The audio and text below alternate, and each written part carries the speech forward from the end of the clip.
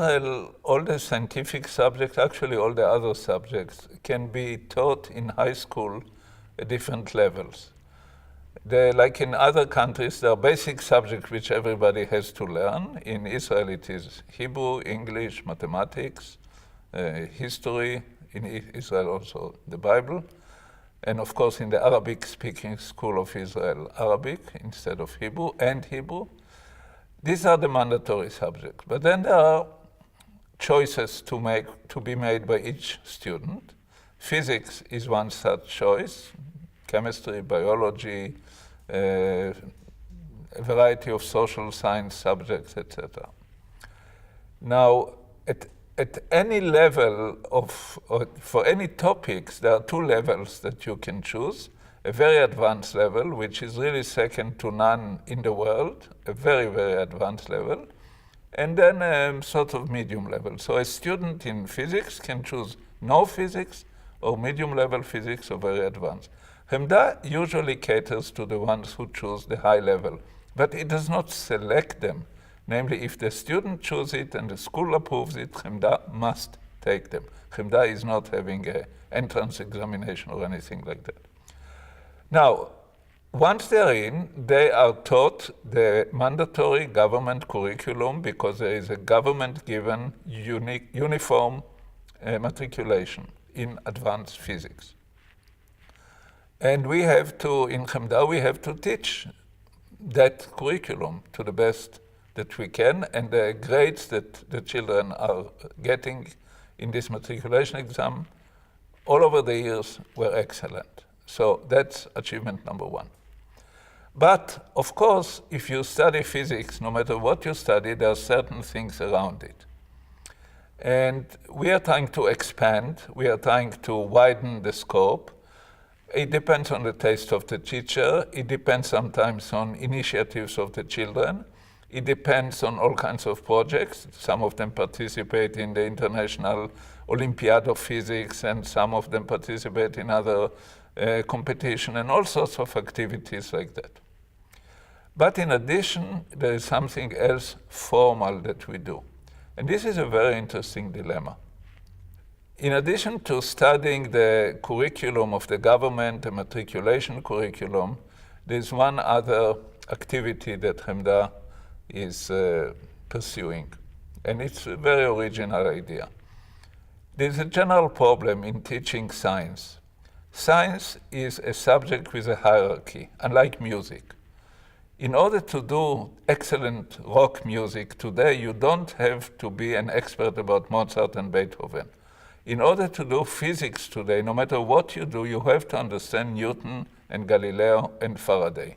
There is no other way, because physics is built with bricks which are on top of each other. So when we start teaching physics in high school, we are teaching basically the physics of the 17th, 18th, 19th century. And this looks a little bit idiotic, because you are taking the child of the 21st century, which is surrounded by all of these gadgets and computers and tablets and smartphones, and God knows what else, and drones and all of this, and you teach him the physics of the 19th century. This looks crazy, but there's no choice, because he couldn't understand the smartphone and the drone, the physics of them, without that physics. So what we've done is we added new topics. For instance, we added an entirely new subject, which is called basically computerized science or computerized physics or something of that sort. And the idea is taking modern problems in science, which can be solved only with the help of a computer, instead of with the help of the equations of Newton and others. And this is an entire course. It's not a study group. It's not an extracurricular activity. It's an entire course which is offered to the children, and the Ministry of Education approved a special matriculation for that course. Another topic, which is a special course, is called Physics and Industry. And that actually was developed originally at the Weizmann Institute, but it's offered at HEMDA. Physics and Industry is a course which is taking the physics that the children learn according to the normal curriculum, but applying them to problems of industry. And just to give you one example, if you think about the gadget that almost every car has today, the sensors that warn that the car is approaching either another car or a sidewalk or a wall, which you're using when you are parking or when you are backing up, you can give the children a project. Use all the physics that you've learned in order to design such a thing. And one child will use ultrasound, another child will invent some laser system, and third child will invent some light system.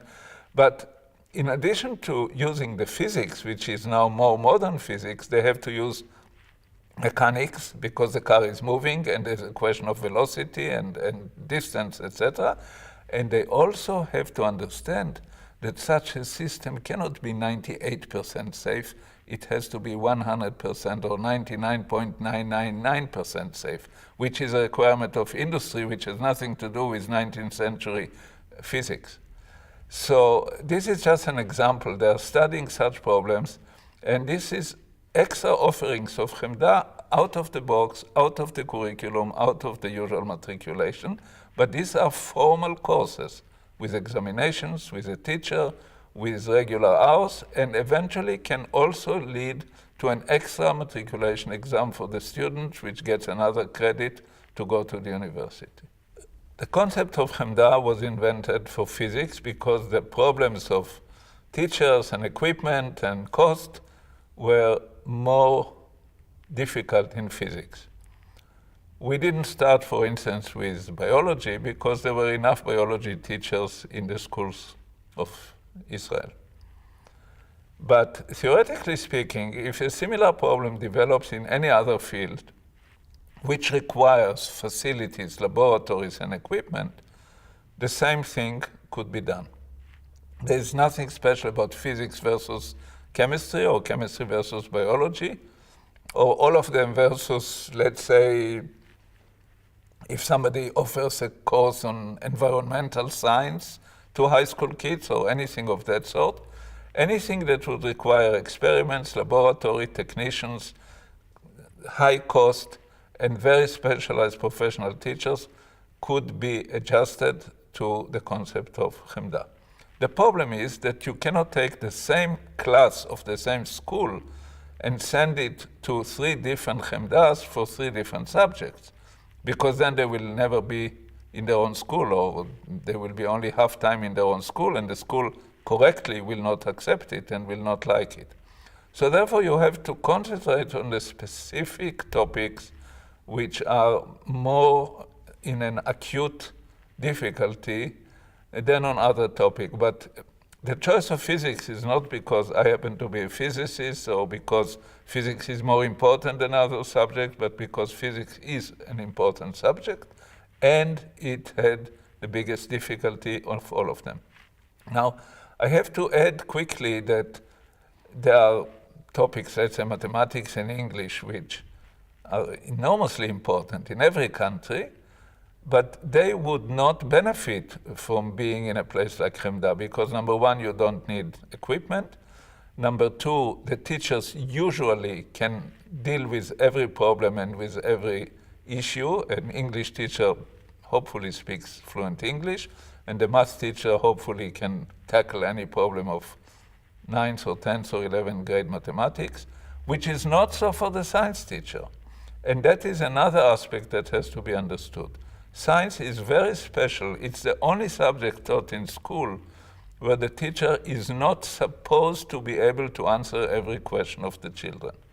And therefore, the teacher needs extra help, and that's a whole different subject that HEMDA is a little bit addressing and that we should address in the educational system. HEMDA prepares the students, the children, the graduates of HEMDA for any subject that they wish to learn later. Of course, many of them go to study engineering or science. Fewer go to medicine. Agriculture, in all of these fields, you need science. But there are also graduates of HEMDA that prefer to be lawyers or accountant or architects or whatever. HEMDA is not trying to direct them and not trying in any way to influence them, except by attracting them to science and hoping that the number of science graduates will eventually increase. The universities in Israel are enjoying the incoming students that were trained in HEMDA because they're usually at a higher level. In the board of directors of HEMDA, there is quite a significant representation of the Weizmann Institute and Tel Aviv University. The chairman of the board of HEMDA, until now there were only two. Both of them were, at the time, the president of the Weizmann Institute. So the Weizmann Institute gives great importance to such projects and is actually building a copy of HEMDA on the campus of the Weizmann Institute. And I must say that I'm quite disappointed and surprised that in other countries the model of HEMDA has not yet been copied, because it is such an undoubted success that it's really worth trying. Of course, copying it in other countries must depend on the detailed curricula and the structure of studies and the matriculation system and the teacher system and so on and so forth in the other country. But I'm sure that there are enough countries in Europe, for instance, that could benefit from such an experiment.